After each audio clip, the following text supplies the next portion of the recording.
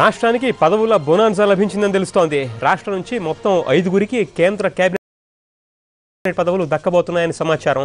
మరిన్ని వివరాలు మా ప్రతినిధి అరుణ ఢిల్లీ నుంచి లైవ్లో వివరిస్తారు. అరుణ, రాష్ట్రం నుంచి ఎవరెవరికి పదవులు దక్కబోతున్నాయని తెలుస్తోంది? పరితోష్, ఇప్పటి వరకు వినిపిస్తున్న 3 పేర్లు చిరంజీవి, కోట్ల సూర్యప్రకాష్ రెడ్డి, బలరాం నాయక్.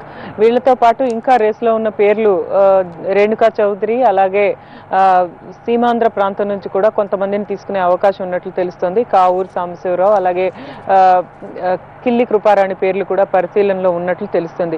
ఇప్పుడున్న పరిస్థితుల్లో ముఖ్యమంత్రి, పిసిసి ప్రెసిడెంట్ వీళ్ళు ఇచ్చిన ఇన్పుట్స్ మేరకు కేబినెట్ లో ఇప్పుడు జరుగుతున్న ఈ భారీ రీషఫుల్లో కొంత ఆంధ్రప్రదేశ్ కి ఇంపార్టెన్స్ ఇస్తే 2014లో కొంత బెనిఫిట్ ఉంటుంది అనేది స్టేట్ నుంచి వచ్చిన ఇన్పుట్స్ ద్వారా కాంగ్రెస్ హైకమాండ్ గమనించినట్లుగా తెలుస్తుంది.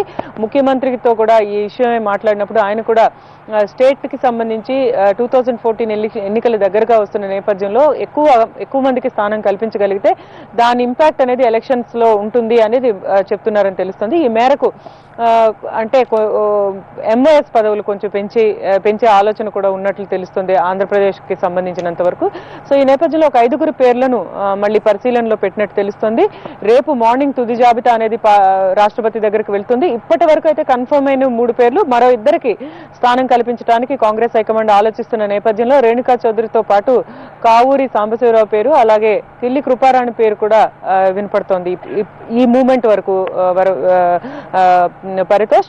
బట్ లాస్ట్ మినిట్ చేంజెస్ అనేవి జరుగుతూనే ఉన్నాయి. చేంజెస్ ఏ విధంగానైనా ఉండవచ్చు పరితోష్.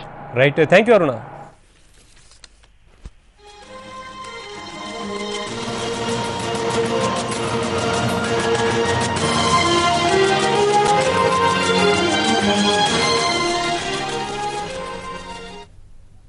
ప్రైమ్ టైమ్ న్యూస్లో చిన్న బ్రేక్ తీసుకుందాం.